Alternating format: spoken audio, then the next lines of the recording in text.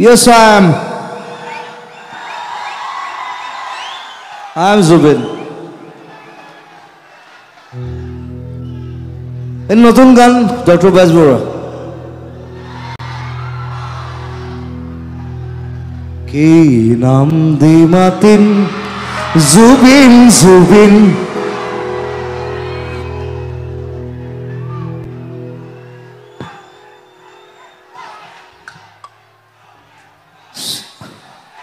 So Dr. Besbara was a nice experience, like 59 years. 15 years episode.